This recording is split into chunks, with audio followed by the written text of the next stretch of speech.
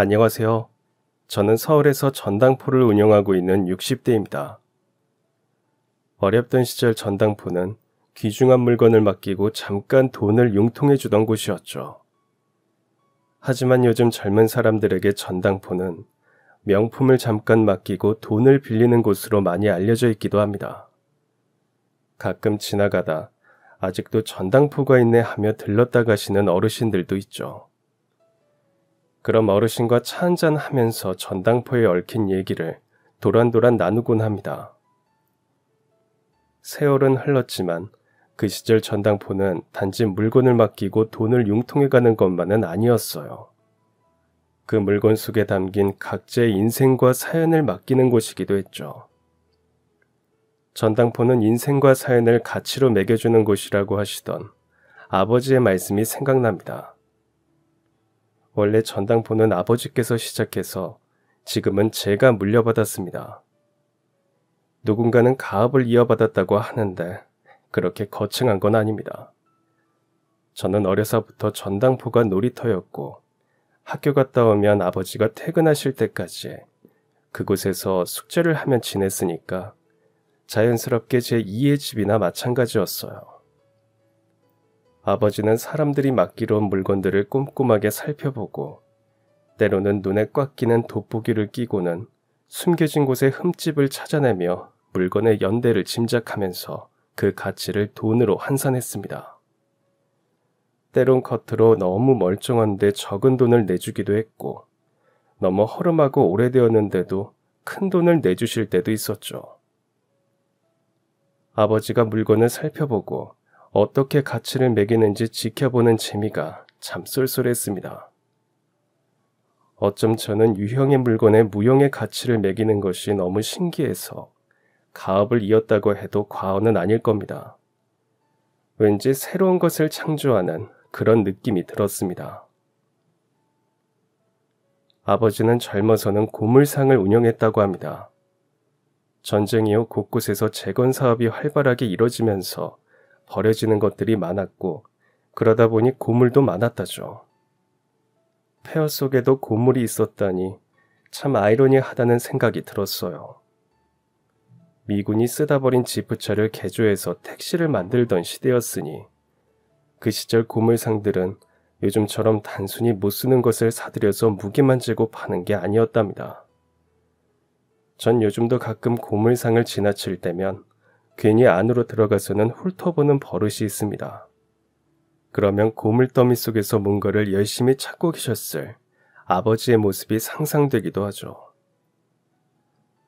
아버지의 고물상은 안 쓰는 것들을 사들여서 적절하게 개조하고 쓸모있게 만드는 경우가 더 많았다고 합니다. 남들은 쓸 수 없다고 버린 것들에서 돈을 벌 수 있는 가치를 발견해내는 아버지의 안목은 참 대단했다는 생각도 들었어요. 언젠가 아버지의 고물상에 노신사가 헐레벌떡 찾아온 적이 있답니다. 자신의 집 가정부가 못 쓰는 건 줄 알고 버린 물건 중에 귀중품이 있어서 찾으러 왔다는 것이었죠. 노신사와 아버지는 고물더미를 밤새 뒤적였는데 10시간 만에 찾아낸 것이 은비녀였답니다. 노신사 어머니의 유품이었대요. 너무 소중해서 천에 잘 쌓아두었는데 가정부가 그걸 모르고 그냥 버렸다고 했죠. 오랜 세월 속의 은비녀는 녹이 쓴 것처럼 빛을 잃었지만 어머니가 평생 쪽진 머리에 꽂으셨던 거랍니다. 그의 아버지가 어머니에게 준 유일한 선물이기도 했고요. 그러니까 노신사에게 은비녀는 어머니였고 아버지를 기억하게 하는 물건이었던 거죠. 그날 아버지는 남들에게 쓸모없다고 버려지는 고물이 누군가에게는 소중한 추억이자 기억이 될 수 있다는 것을 알게 되었습니다. 아버지는 그때부터 무조건 고물을 거래하는 게 아니라 사연이 있는 고물을 우선적으로 받게 되었답니다. 아니, 좀 더 정확하게 말하면 보물인데 고물처럼 여겨지는 것의 가치를 아버지 나름의 기준으로 판단하고 돈으로 환산해주는 작업을 하셨던 거죠. 말은 쉬운데 사실 전 아직도 아버지의 기준이나 판단을 잘 모릅니다. 은비녀 사건 이후 아버지는 고물상을 접고 전당포를 열었습니다.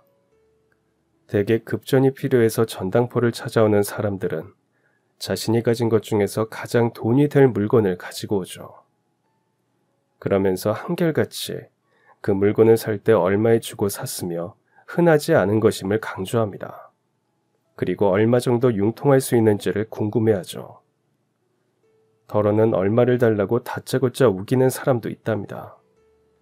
그럼 아버지는 그 물건은 누가 샀고 왜 샀는지, 어떻게 사용했는지 그런 시시콜콜한 것을 물으셨대요. 사람들은 돈을 빌리러 왔다가 새삼 그 물건에 깃든 역사와 기억을 떠올리게 된다고 했죠. 이 인도 다리미는 누가 사용했던 겁니까?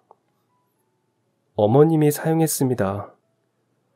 그럼 어머님이 시집 올 때 가지고 오신 건가요? 아니요. 할머니가 쓰시던 것을 어머니가 물려받으셨대요. 노쇠라 아주 튼튼해서 한 100년은 더 쓸 수 있어요. 언젠가 아버지는 오래된 인도 다리미를 가지고 온 한 남자와 그렇게 얘기를 주고받으셨어요. 제가 볼 땐 그냥 고물이었죠. 그런데 아버지는 그 몇 마디 물음을 통해서 다리미가 적어도 3대, 어머니와 할아버지와 그 윗대에서도 사용했을 것이며 노쇠라서 100년은 거뜬하다는 여러 가지 정보와 역사를 알게 되었죠. 제 기억에는 꽤 큰 가치를 매겼던 것 같아요. 죽을 상을 하고 들어왔던 남자가 돈을 치고 나갈 때는 고맙다며 꾸벅 절까지 하고 나갔거든요. 물건을 맡기는 사람들 대부분은 급전이 필요해서 오기 때문에 나중에 돈이 생기면 반드시 찾으러 오겠다는 계약을 합니다. 더러는 그 물건이 자신에게 얼마나 소중한 건지 강조하면서 절대 팔지 말라고 신신당부를 하기도 하죠. 그런데 그들 중 8알은 물건을 찾으러 오지 않아요.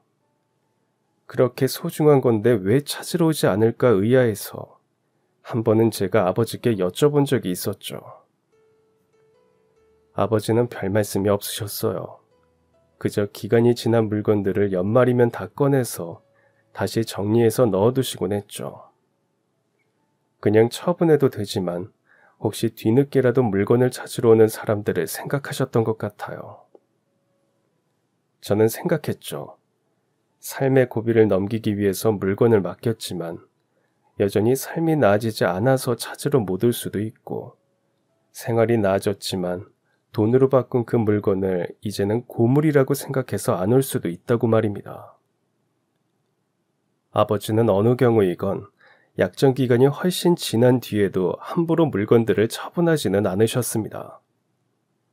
물건들 중에는 조선백자도 있었고 청자기도 있었고 금불상도 있었어요. 조선말 마지막 족두리 장인이 만들었다는 족두리 세트도 있었죠. 이름난 화가의 그림부터 유명한 서예가의 글씨는 물론 종갓집에 귀한 비책들도 있었습니다. 내친김에 아버지는 고서나 골동품에 대해 더 자세히 알아보려고 독학으로 공부를 할 정도였죠. 한자로 된 서책을 펼쳐들고 일일이 옥펜을 찾아가면서 뜻을 새겨보는 그 모습이 지금도 잊히지 않습니다. 결국 아버지는 맡은 물건들을 잘 보관하기 위해 고물상을 팔고 건물을 지으셨죠. 건물 꼭대기에 그것들을 무슨 전시관처럼 소중하게 보관했습니다. 그런 아버지의 정성이 과해 보인다고 어머니는 가끔 불평을 하셨죠. 그럴 돈이면 번듯한 집 한 채라도 사자고 하셨어요. 아버지는 번듯한 집과 자신의 보물들을 절대 바꾸지 않으셨죠. 언젠가 인사동에서 유명한 감정가가 보관된 물건들을 살펴보고 깜짝 놀랄 정도의 가격대를 부르면서 팔라고 한 적도 있었어요. 하지만 아버지는 팔지 않았습니다. 아버지에게 그 물건들은 무엇이었을까요? 전 가끔 그런 생각들을 할 때가 있습니다.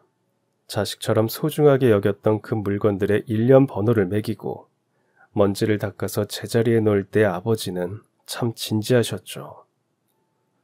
갑자기 뇌출혈로 돌아가시면서 저는 본의 아니게 전당포를 물려받게 되었지만 처음엔 전당포 주인이 되고 싶지 않았습니다.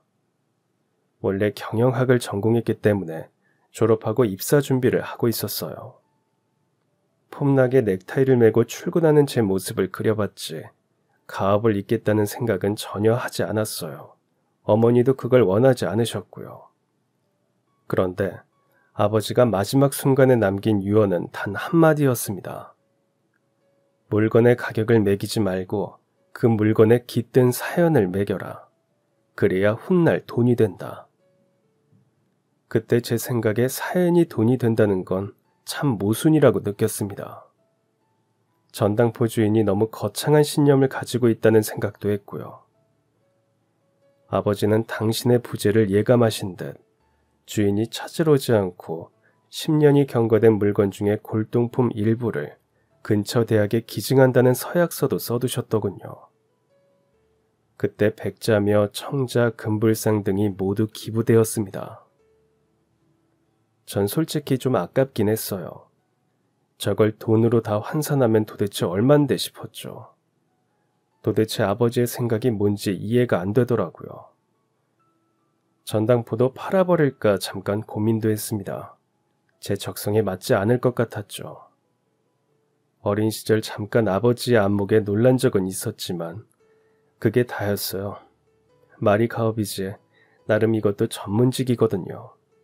손맛을 내는 백년 가게만큼 이 업종도 물건의 진품과 가품을 판단하는 기준도 알아야 하고 보석류의 경우는 가치를 매기기 위한 다양한 스킬도 있어야 했죠. 아버지의 유품을 정리하다가 전 깜짝 놀랐습니다. 언젠가 당신의 아들에게 물려주실 생각이었는지 이미 물건마다 진품의 특징과 가품 구별법, 보석 종류별 가치와 스크래치 정도에 따른 가격 정산법, 골동품 시대별 산정 기준, 그 외 소위 명품에 대한 아버지만의 가격 비교표까지 언제 이렇게 꼼꼼하게 준비해 두신 건지 정말 혀를 내두를 정도였습니다. 재미삼아 아버지의 기록을 읽어가면서 전 자세히는 모르겠지만 왜 물건의 사연을 매기라고 했는지 살짝 이해는 하게 되었죠. 그렇게 전 30대의 전당포 주인이 되었습니다. 물건을 맡기러 오는 분들 중에 덜어는 전당포 하면 노인이 돋보기를 끼고 눈을 치켜든 채 노려보는 풍경이 그려지는데 너무 젊은 주인이 앉아있으니까 신기하다고 하셨죠. 90년대 그땐 전당포도 꽤 잘 되었습니다. 원래 전당포가 잘 된다는 것은 그만큼 살기 팍팍하다는 반증이죠. 사는 게 풍족하면 굳이 자신이 가진 귀중품을 돈으로 바꾸지 않으니까요. 따지고 보면 제 직업은 좀 씁쓸한 면이 있는 편입니다. 저는 아버지와는 조금 차별을 두고 싶었어요. 아버지의 유언을 완전히 무시한 건 아니고 다만 시대에 맞게 품목을 정리할 필요가 있었죠. 골동품보다는 금은 보석류와 고급 시계, 채권과 주식 등을 주로 받았습니다. 그러던 어느 날, 웬 꼬마가 전당포를 찾아왔습니다. 까무잡잡한 얼굴에 허옇게 버진 핀 모습이 딱 봐도 며칠 굶은 것 같더군요. 녀석이 그날 아침에도 슬쩍 전당포 문을 열어보고 가고 점심때도 다시 왔다 가서 전 뭘 하려고 그러나 싶었어요. 저녁 무렵에 또 왔죠. 잠시 뭉그적거리더니 시계 하나를 조심스럽게 내밀었어요. 이거 맡기려고? 네. 이건 못 받겠는데? 왜요? 이건 흔한 시계잖아. 그리고 낡았고. 아니에요. 우리 엄마가 엄청 귀중한 거라고 했어요. 아저씨, 조금이라도 돈 주시면 안 될까요? 배도 너무 고프고 엄마도 아픈데 약값도 없어요. 아무리 봐도 집에 그거 말고는 없어서 아저씨 부탁드려요. 저는 다시 낡은 시계를 찬찬히 살펴보았습니다. 무슨 회사 창립 기념품 같았어요. 창립 기념일이 새겨져 있고 회사 마크와 김복동이라는 이름이 있었죠. 아마도 그 이름이 이 시계의 주인인 것 같았습니다. 이 물건 누구 거니? 저는 다시 물었습니다. 어머니 거요. 그럼 김복동이 어머니 이름이니? 아니, 아버지요. 아버지는? 몰라요. 없어요. 그 말을 하면서 아이의 눈가에 눈물이 그렁해졌습니다. 저는 더는 묻지 못했어요. 무슨 사연이 있다는 생각을 했습니다. 아버지의 유언이 생각났죠. 물건의 사연을 매겨라. 시중에서 흔하게 파는 정도로 가치 없는 시계에 어떤 가격을 매겨야 할까 고민했죠. 아버지라면 얼마의 가치를 매겼을까도 생각해봤습니다. 전 아이에게 10만 원을 주었습니다. 그 시계의 가치를 매긴 것이 아니었어요. 그 아이에 대한 제 기억만큼 가격을 매겼다고 해야 할까요? 사실 전 그 아이를 우연히 몇 번 본 적이 있었습니다. 제일 처음 본 것은 근처 회사 건물에서 수십 켤레의 구두를 들고 나오는 모습이었죠. 몇 걸음 가기도 전에 구두가 우르르 떨어지곤 했는데 아이는 손에 구두를 들고 겨드랑이에 낀 채 낑낑대면서 어느 구두 수선집에 가져다 주고 돈으로 받는 듯 했습니다. 그 다음에는 비 오는 날 비를 쫄딱 맞으면서 비닐 우산을 파는 모습이었어요. 행운의 우산 사세요. 행운의 우산 사세요. 자신은 비에 흠뻑 젖어 오들오들 떨면서도 연신 그렇게 소리를 쳤습니다. 왜 행운이라고 말하는지 의아할 정도였죠. 한 번 쓰고 버릴 비닐 우산을 사주는 사람은 별로 없었습니다.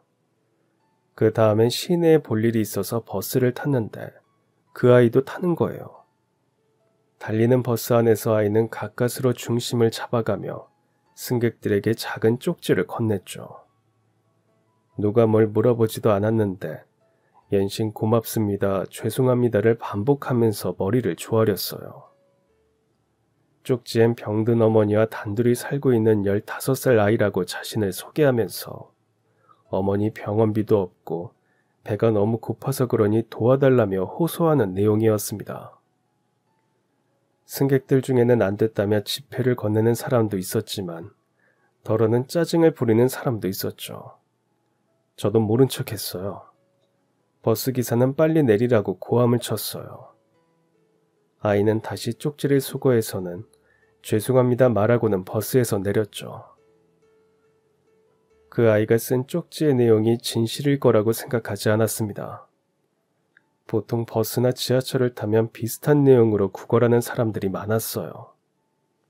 가끔 지하철에서는 험상궂게 생긴 남자가 자신의 문신을 보여주면서 전과 구범인데 사회에 나와보니 이럴 데가 없다고 도와달라고 하기도 했죠.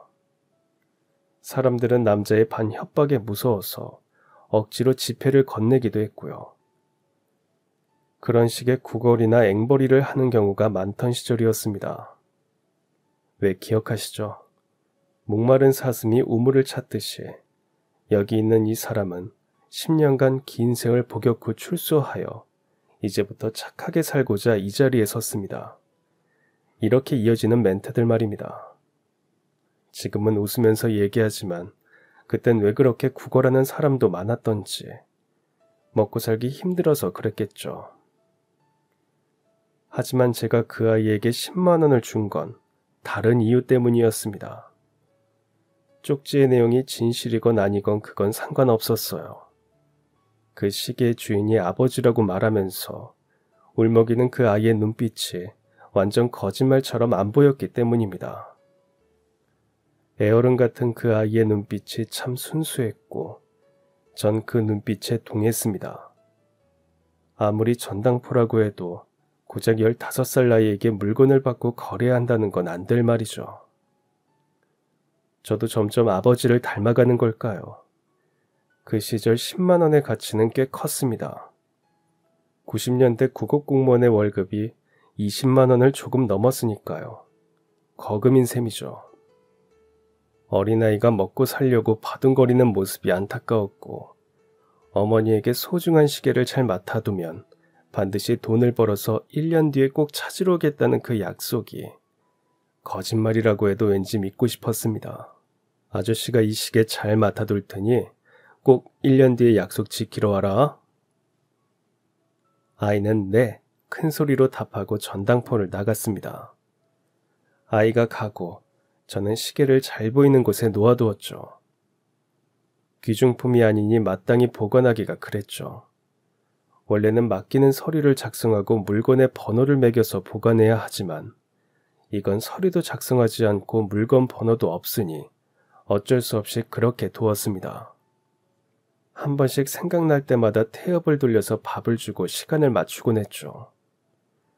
그 이후에도 저는 가끔 거리에서 그 아이를 보았습니다. 학교는 안 다니는 건지 하루 종일 거리를 헤매고 다닐 때가 많았어요. 언젠가는 불량한 아이들에게 두들겨 맞는 걸 보기도 했죠. 이놈들 하고 달려가서 괜히 소리를 질렀더니 녀석들이 어느새 도망가고 없었죠. 아이는 울지도 않고 일어서서 옷을 훌훌 털더니 고맙다는 말도 없이 그냥 가더군요. 좀 황당했죠. 적어도 고맙습니다 하는 인사 정도는 할 줄 알았어요.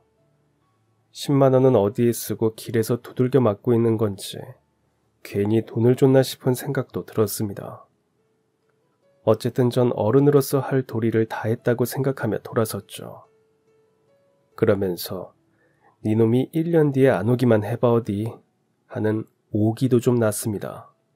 또 언젠가는 건널목을 건너는데 맞은편에 그 아이가 서 있었어요. 파란불이 켜지고 사람들이 건너가는데도 움직이지 않았죠. 무슨 걱정이 있는지 잔뜩 죽을 상을 하고는 몇 번의 신호가 바뀐 뒤에야 겨우 건너갔습니다. 정말 병든 어머니가 있는지 궁금했어요. 몰래 따라가 볼까 생각도 했죠. 하지만 남일에 참견하거나 신경 쓸 만큼 오지랖은 아니기에 모른 척 했습니다. 설령 그 아이가 시계를 찾으러 오지 않아도 10만 원은 그냥 불우이웃 돕기 했다고 치자고 생각했죠. 어느 날 동창 모임이 있어서 나가려는데 늘 차고 다니던 손목 시계가 고장이 났습니다.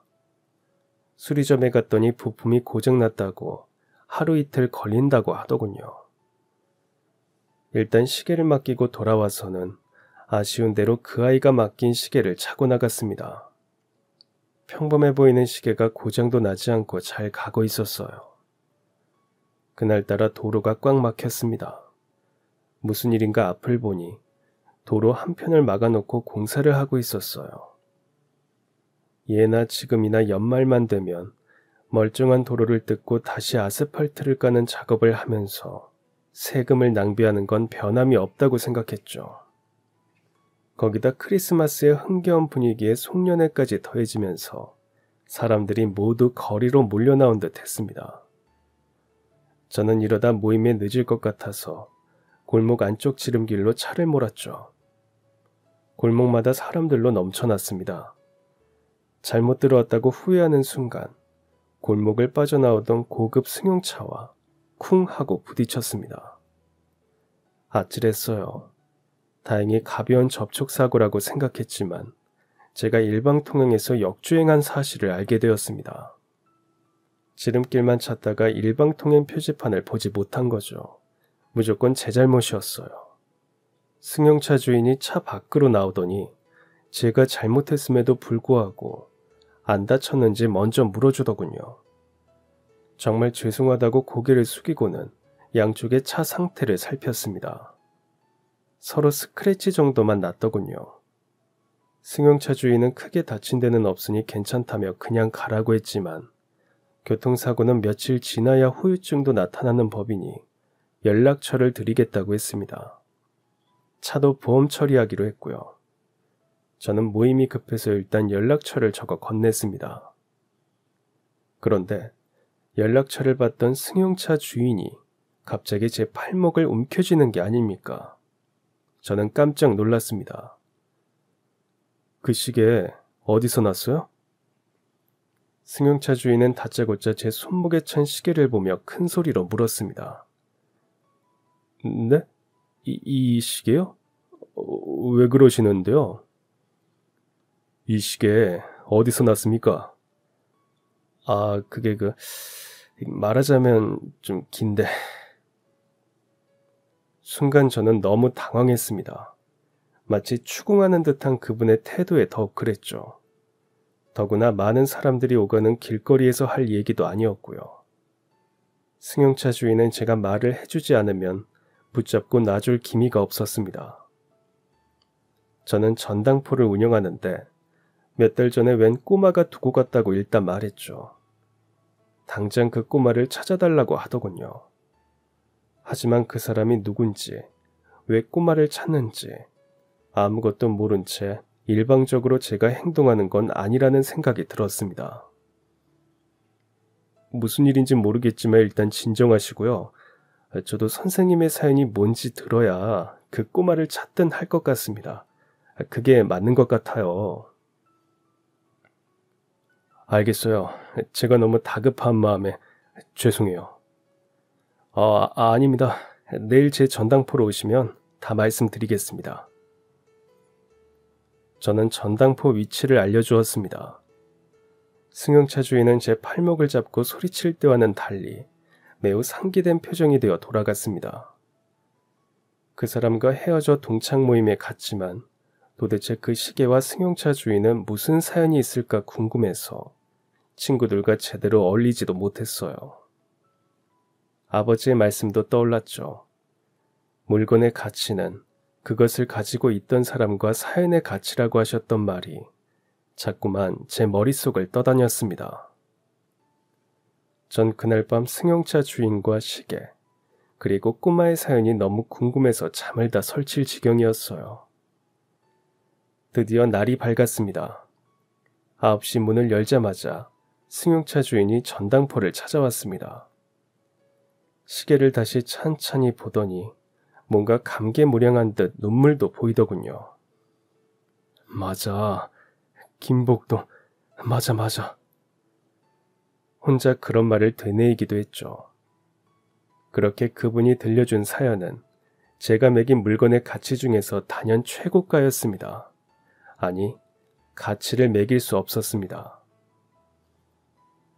승용차 주인은 부품 공장을 운영하고 있는 기업의 사장님이었습니다. 주로 워크맨에 들어가는 녹음기 부품이라고 했죠. 90년대 중반, 선풍적인 인기였던 워크맨의 핵심 부품을 만드는 회사의 사장님이었어요. 워크맨도 만들지만 오락실에 들어가는 전자기계음이나 노래를 듣고 녹음하는 녹음기의 주요 부품도 만드는 회사라고 했죠. 나이는 50대 중반 정도였어요.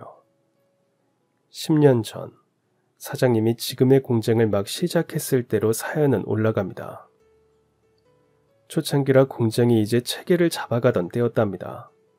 같이 일하는 직원들이 10명 정도 있었대요. 그 중에서 성실하고 착하고 부지런한 30대 청년이 있었습니다. 고향이 여수라고 했는데 서글서글한 모습이 딱 봐도 사람 좋게 생겼다고 했죠. 항상 제일 먼저 출근하여 다른 사람들이 오기 전에 청소를 끝내고 기계도 닦아놓고 화장실 청소도 자발적으로 하는 청년이었답니다. 늘 웃는 얼굴로 사람을 대하고 무슨 문제가 생겨도 화 한 번 내지 않고 남을 먼저 배려해서 사장님뿐만 아니라 직원들 사이에서도 신망이 두터웠답니다. 청년은 결혼식은 올리지 않았지만 혼인신고만 하고 같이 사는 아내도 있었죠. 형편이 어려우니까 이 다음에 돈을 모아서 결혼식을 하자고 약속했대요. 같은 여수 출신의 아내였는데 어떻게 만나서 서울로 오게 되었는지는 알지 못했지만 두 내외가 어찌나 금슬이 좋은지 소문이 자자했대요. 청년은 30대임에도 동안이어서 공장의 아줌마 직원들로부터 인기도 좋았죠. 모두 남동생 삼고 싶다며 귀여움도 독차지했답니다. 사장님은 인덕이 있었는지 직원들이 자기 일처럼 열심히 해주어서 공장도 꽤 잘 되었답니다. 그땐 비록 하청업체에 불과했지만 직원들은 사장님을 믿고 사장님도 직원들을 신뢰하면서 일심동체가 되었죠. 매출을 초과 달성하면 한 달에 꼭 한 번은 전체 회식을 했고 적은 돈이지만 일종의 보너스도 꼭 챙겨주려고 했답니다. 공장 매출도 매달 상승하고 직원들도 화합이 잘 되고 사장님은 더할 나위 없이 좋은 시절을 보내고 있었대요. 젊어서 온갖 고생을 다했던 사장님이었기에 이제 인생의 봄날도 찾아오려나 싶었답니다. 늦게 결혼해서 아직 아들이 어렸지만 건강하게 잘 자라고 아내도 착하고 살림 솜씨도 나무랄 데가 없었죠. 형제간의 우애도 좋았답니다. 그런데 언제부턴가 몸이 쉽게 피곤하고 아무리 푹 자도 아침이면 무거워서 일어나기 어려웠답니다.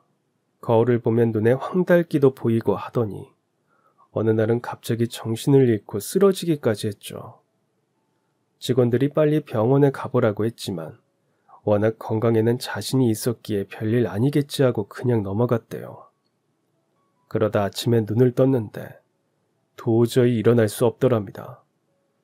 그제야 병원에 가서 검진을 했더니 급성 간부전이라는 진단을 받았답니다. 이미 간의 기능이 거의 상실되었고 빨리 간이식을 받지 않으면 안 된다고 하더랍니다. 이게 무슨 일인지 너무 당황해서 주치의의 말도 이해할 수 없었죠. 평소 술을 많이 마시는 편도 아니었고 지금까지 잔병치레 한 번 없었는데 정말 청천벽력 같았습니다. 그런데 주치의 말이 더 당황스러웠습니다. 그 병원은 국내 최고의 병원이었지만 간이식 수술이 성공한 경우는 2번밖에 없다고 했답니다. 간이식 수술 초창기라 충분한 임상실험이나 수술 노하우가 완전히 갖춰진 때가 아니었어요. 쉽게 말하면 수술을 안 하면 죽고 수술을 해도 죽을 수 있다는 말이었죠. 설령 수술을 한다고 해도 더 큰 문제가 또 있었습니다. 건강한 간을 기증해줄 사람을 찾는 문제였죠. 간의 경우는 뇌사자건 생존자건 상관없이 다 장기 이식을 할 수 있었습니다.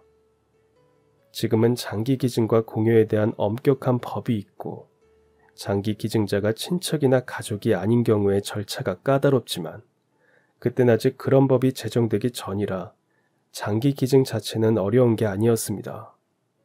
다만 적합한 사람을 찾는 게 쉽지 않았죠. 사장님의 아내와 형제들은 다 검사를 했지만 부적합으로 판명났답니다. 사장님의 2 아들은 어려서 수술을 할 수 없었고요. 사실 가족에게도 장기 기증은 어려운 일인데 가족 이외에 누구에게 그런 말을 할 수 있겠어요.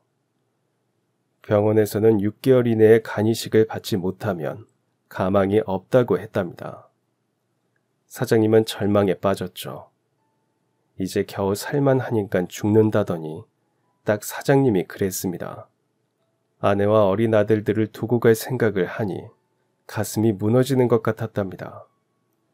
하지만 사장님은 주변 정리를 하기로 마음을 먹었답니다. 공장은 동생에게 맡기기로 결정하고 재산은 아내에게 넘기는 등 겨우 50대 중반의 인생을 마무리하자니 억울하고 한탄스럽고 참 심경이 복잡했대요. 그래도 직원들에게 인사를 하는 게 도리라고 생각해서 마지막으로 출근을 했죠. 마침 그날이 회사 창립 기념일이었답니다. 사장님은 창립 기념일마다 전 직원과 함께 야유회를 하거나 등산을 갔답니다. 친목도모 차원에서 시작된 일이지만 회사를 가족 같은 분위기로 만들고 싶었던 마음이었죠. 그달에 생일이 있는 직원들은 하루 날을 잡아서 같이 케이크를 사서 축하도 해주었죠. 사장님은 단지 돈을 벌기 위해서 회사를 운영하고 싶지는 않았대요. 나름 경영 철학도 있었는데 죽음을 앞두고 아무 소용이 없게 되었죠. 마지막 날 직원들과 간단한 회식을 했답니다. 그리고 매년 우수 사원을 뽑아서 약간의 금일봉과 우수 사원 마크가 찍힌 시계를 증정했는데 그날 우수 사원이 바로 30대 그 청년이었대요. 사장님은 당분간 회사에 나오지 못하는 사정을 얘기했습니다. 직원들은 모두 울음을 터뜨렸죠. 아버지처럼 의지했던 사장님이었는데 이게 무슨 날벼락이냐며 아줌마 직원 몇은 통곡했답니다. 특히 그 청년이 제일 서럽게 울었대요. 여수에서 올라와서 고생하다 이제 겨우 공장에서 자리도 잡고 가정도 꾸리게 되었다고 좋아했는데 이 모든 게 사장님이 도와주셔서 가능했다며 그 은혜 잊지 않겠다고 늘 말했는데 하며 말문을 잇지 못했답니다. 언젠가는 자신도 사장님처럼 꼭 성공할 거라고 의지를 불태우던 그 청년은 사장님을 붙들고 어찌나 울던지 창립기념일은 울음바다가 되고 말았죠. 사장님은 자신이 없어도 공장을 잘 부탁한다고 말했습니다. 다음 날 사장님은 아내와 함께 조용한 시골로 내려갔습니다. 이미 노후에 살 곳을 봐둔 곳이었죠. 원래는 은퇴하면 작은 농장을 할 생각으로 땅을 사두었는데 이제 그곳이 죽을 자리가 되었구나 싶어서 그 심정은 이루 말할 수 없었답니다. 하지만 늘 공장 일이 걱정되어서 하루가 멀다 하고 동생에게 전화를 걸어 확인했죠. 직원들 근황도 일일이 물어보고 어느 직원은 다음 달 생일이라고 챙겨주라고 부탁하고 특히 그 청년은 잘 있는지 항상 궁금해했답니다. 청년도 가끔 사장님에게 전화를 걸어 안부를 물었답니다. 시간 내서 한번 찾아뵙겠다고 했죠.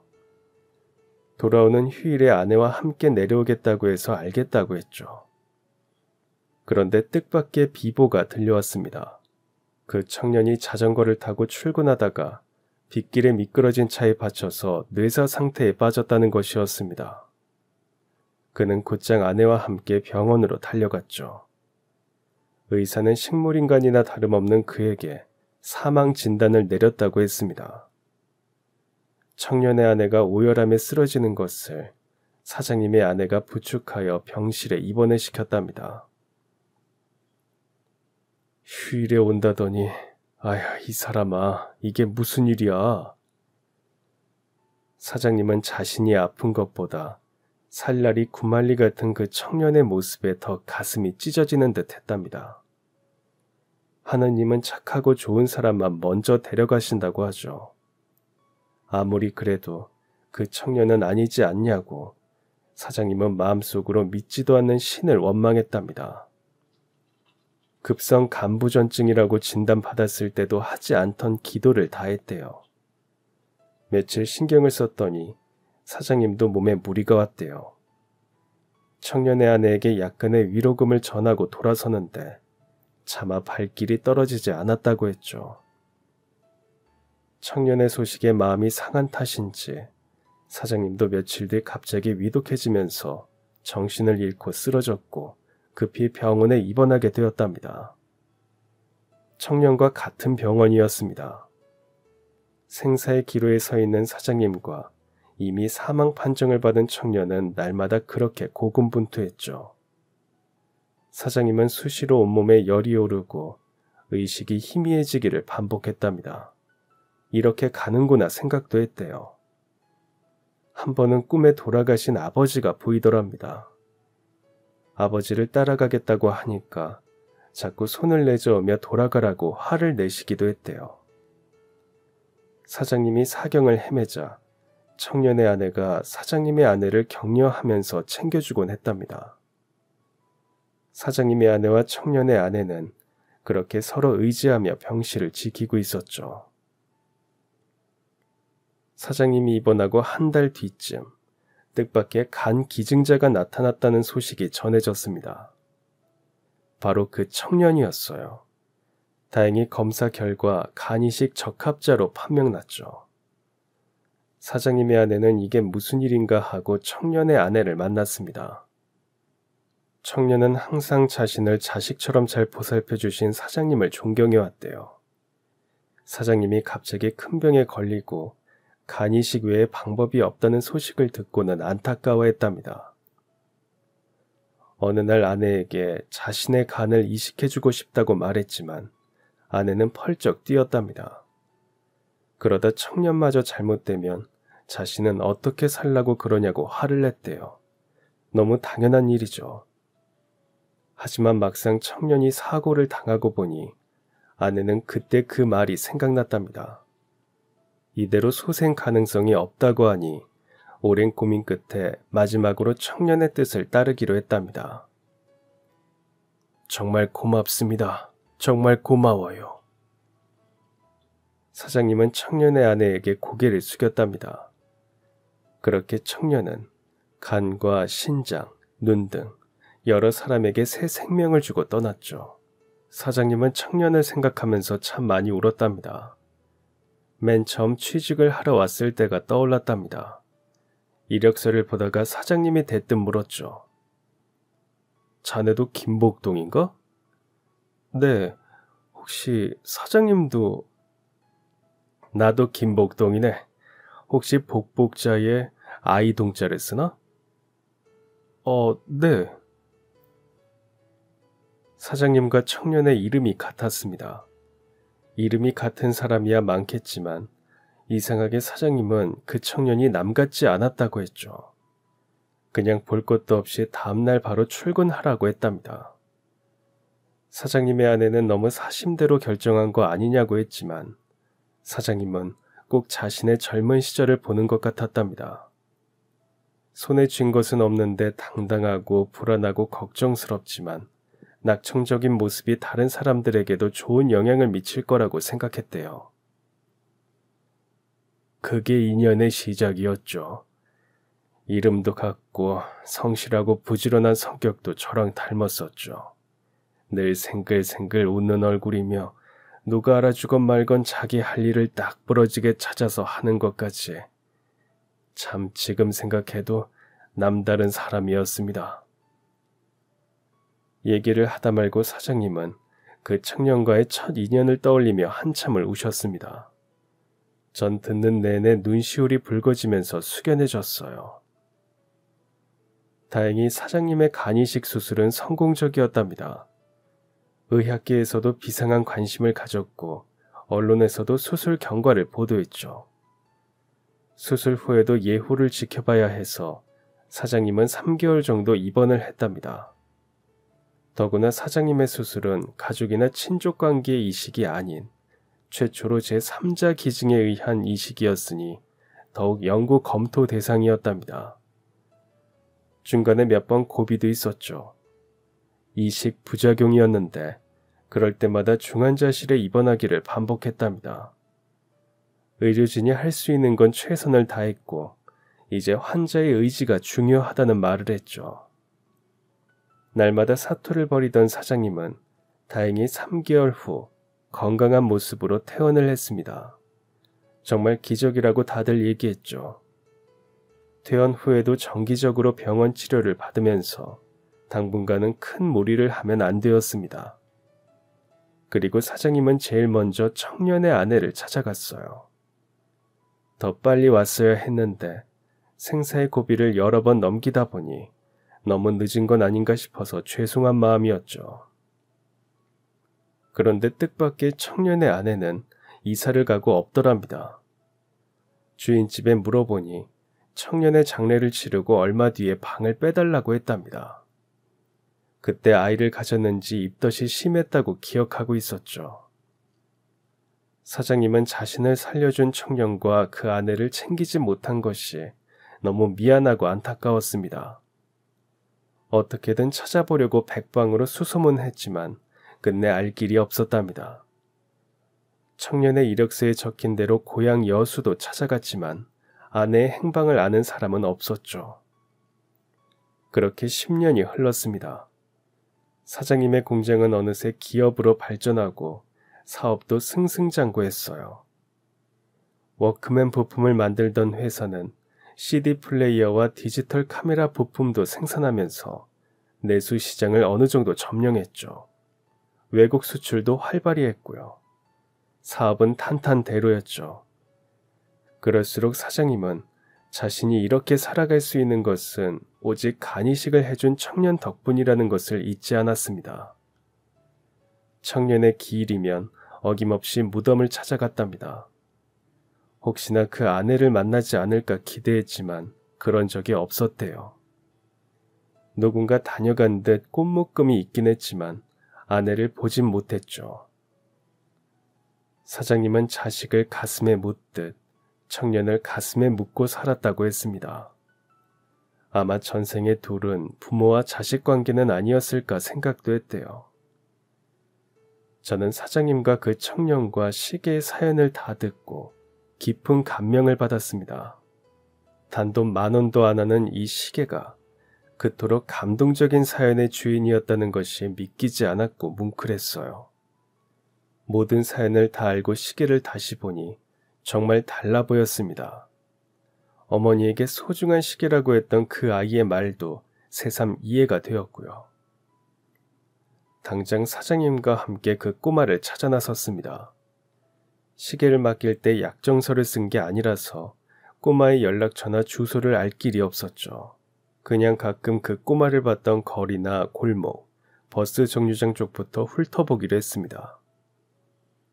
점심때부터 찾아다녔지만 이상하게 그날따라 꼬마가 보이지 않았습니다.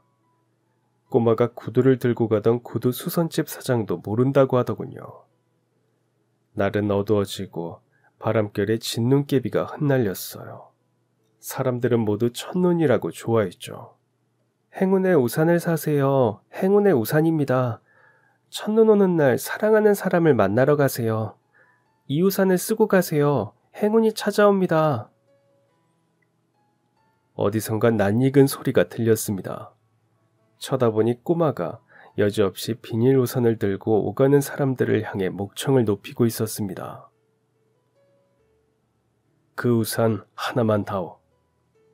네네, 사장님이 첫 계십니다. 행운을 2배로 더 받으실 겁니다. 녀석의 넉살에 사장님이 웃으며 다가섰습니다. 꼬마가 우산을 건넸죠. 사장님은 파란 비닐 우산을 펼쳐 꼬마에게 씌워주면서 다시 물었어요. 혹시 네 아버지 성함이 김자, 복자, 동자 쓰시니? 어떻게 아세요? 때국물이 끼고 못 먹어서 허옇게 버진 핀 꼬마의 유난히 맑은 눈동자를 보던 사장님은 그만 눈물을 흘렸습니다. 저도 울컥했어요. 사장님은 아이를 깊이 끌어안았죠. 드디어 김복동 사장님은 청년 김복동의 아들을 찾았습니다. 아니, 생명의 은인의 아들을 만났어요. 아이는 뭐가 그리 신나는지 앞장서서 달려갔습니다. 아이는 허름한 판잣집이 다닥다닥 붙어있는 골목을 돌고 돌아서 맨 끝에 낮은 집으로 들어갔습니다. 엄마, 누가 찾아왔어 하며 방문을 열고 들어갔죠. 아이의 엄마는 허름한 판잣집 냉돌에 이불을 겹겹이 덮고 누워 있었습니다. 기척에 겨우 몸을 일으키다가 사장님을 보고는 어머 하며 놀라더군요.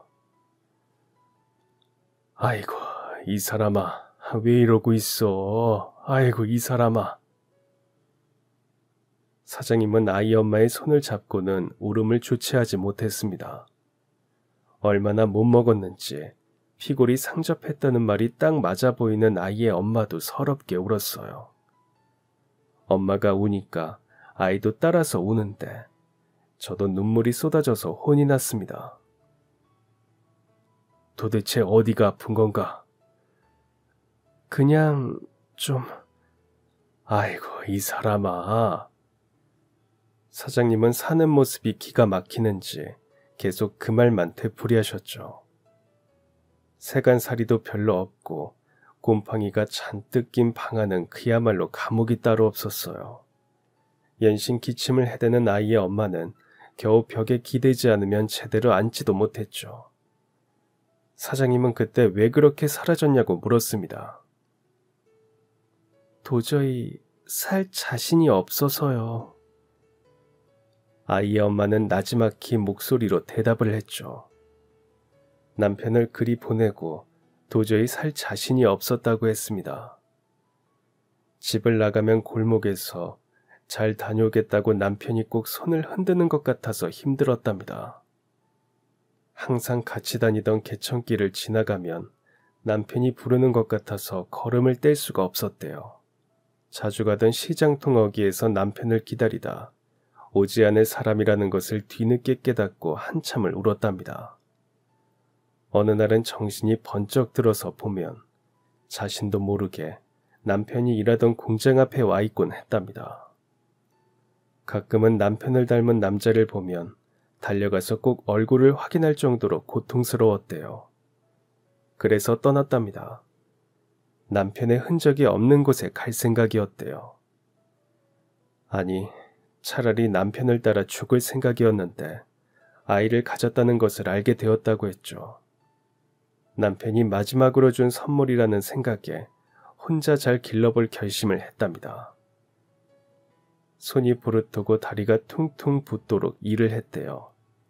공사판에서 벽돌도 날랐고 식당에서 야채 손질도 했고 밤이면 대중목욕탕 청소도 했답니다. 아이를 낳기 직전까지 일을 했고 아이를 낳고 한 달도 채 되지 않아 바로 또 일을 시작했답니다. 정말 안 해본 일이 없을 정도였대요. 여자 혼자 아이와 살아낸다는 것이 너무 힘들었지만 아들을 보란듯이 키워내고 싶었답니다. 하지만 하늘도 무심하시지 늘 몸이 아팠답니다. 몸이 허약한 데다 먹고 사느라 제대로 영양 보충도 못하다 보니 늘 감기를 달고 살았고 감기가 나으면 또 다른 병치레를 하면서 버티고 버텼는데 이제 그것도 한계가 왔다고 했죠. 아파서 일을 못하니 병원도 못 가고 약도 제대로 못 먹어서 누워만 있는 신세가 한탄스러웠답니다. 저 어린 것이 먹고 살겠다고 버둥거리는데 딱 죽고 싶어도 죽을 수 없었답니다. 그래서 먼저 간 남편을 원망했대요. 늘 지니고 있던 남편의 유일한 유품인 시계도 꼴보기 싫었답니다. 평소에는 아이도 손을 못 대게 할 정도로 소중하게 간직하던 건데 방구석에 팽개쳐 버린 것을 아이가 들고 나가더니 돈으로 바꿔왔더랍니다. 당장 가서 시계를 찾아오라고 했지만 아이는 돈을 벌어서 찾겠다고만 했다죠. 그날 아이를 얼마나 혼을 냈는지 모른다고 했습니다. 이대로는 저 어린 것만 고생시킬 것 같았답니다. 여자는 뭔가 결심을 하고 옆집에서 연탄을 빌렸죠. 겨우 불을 피운 연탄 화덕을 방으로 옮겼답니다. 그냥 둘이 죽을 생각을 했대요. 매캐한 연기가 방 안에 가득 차오르자 아이가 숨이 막힌다고 기침을 했지만 여자는 아이를 꼭 붙들고 미동도 하지 않았답니다. 급기야 아이가 무섭다고 통곡을 하는데 차마 죽을 수도 없었답니다. 아이를 끌어안고 얼마나 울었는지 모른다고 했어요. 밤새 울던 아이가 다음날에 아무렇지도 않게 또 돈을 벌겠다고 나가는데 붙잡을 기운도 없었대요.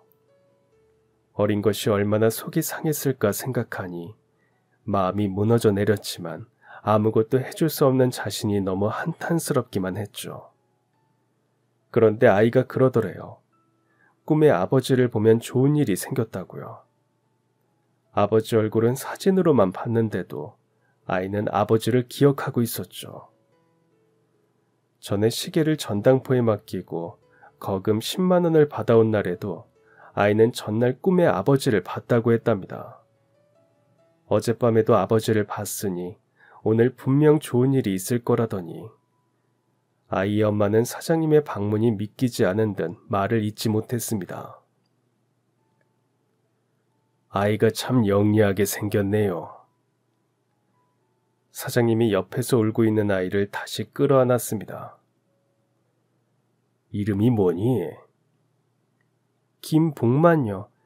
복복자에 찰만이에요. 복이 넘치라는 뜻이래요. 아이는 언제 울었냐는 듯이 제 이름의 뜻까지 또박또박 얘기했습니다. 그렇게 사장님은 시계 덕분에 자신의 생명의 은인의 아내와 그 아들을 만났습니다. 이제라도 은혜를 갚을 수 있어서 얼마나 다행인지 모르겠다고 했어요. 그 은혜를 갚을 수 있게 시계를 잘 보관해준 저에게도 꽤 큰 돈을 봉투에 담아주셨죠. 저는 극구 사양했지만 안 받으면 서운하다는 사장님 때문에 고맙게 받았습니다. 저는 그 돈을 가지고 있다가 어딘가 기부해야겠다 생각했어요. 그리고 청년 김복동 씨의 아내는 병원에 입원해서 치료를 받고 건강을 회복했습니다. 사장님이 두 모자가 살 수 있도록 작은 아파트도 장만해 주었죠. 아내는 사장님의 회사에서 일을 하게 되었고 아들은 늦었지만 학교에 다시 다니게 되었습니다. 15살이지만 다시 중학교 1학년으로 입학을 했죠. 사장님은 복만이 대학을 졸업할 때까지 학비와 생활비를 다 책임지겠다고 했습니다. 복만이는 아버지의 유품인 시계를 소중하게 잘 차고 다니고 있죠. 근데 복만아, 왜 비닐 우산을 팔면서 행운의 우산이라고 한 거야? 언젠가 제가 그렇게 물었습니다. 엄마와 아버지가 제일 처음 만난 게 이 비닐 우산 때문이래요. 고향 여수에서 청년 김복동은 어느 날 한 여자를 만났죠. 첫눈에 반했는데 여자는 우산도 없이 빗속을 뛰어가더랍니다. 복동은 따라가서 우산을 빌려주었대요. 다음에 꼭 돌려달라고 하면서. 금방 찢어질지도 모르는 비닐 우산을 다시 돌려달라는 그 말에 여자는 웃어주었고 그게 두 사람의 인연의 시작이었다고 했습니다. 서로가 서로를 만난 게 행운이었다고 생각했답니다. 그러니까 그 파란 비닐 우산에도 그렇게 깊은 사연이 숨겨져 있었던 거죠. 김복동 사장님과 김복동 청년의 사연을 알고 난 뒤 그제야 저도 아버지가 남기신 유언의 의미를 더욱 잘 알게 되었습니다. 전당포는 그저 물건을 맡기고 돈을 빌리러 가는 곳이 아니라 추억과 기억을 맡기고 그 사연만큼 가치를 매기는 곳이다. 누가 뭐라고 하든 제 전당포는 그런 곳이 되었습니다. 제가 사장이니까 제 맘이죠. 언제까지 이 일을 할지는 모르겠지만 하는 날까지 그런 마음으로 일할 겁니다. 여러분도 지금 가지고 있는 소중한 물건이 무엇인지 한번 찾아보세요. 그 물건에 깃든 추억과 이야기도 생각해 보시고요. 그건 아마 돈으로 주고도 살 수 없는 엄청난 가치일 겁니다. 그 가치를 잊지 마세요. 누가 아나요? 뜻밖의 행운이 찾아올지 말입니다. 그럼 지금까지 사연 들어주셔서 감사합니다. 사연이 재밌으셨다면 구독과 좋아요 부탁드려요. 감사합니다. 안녕히 계세요.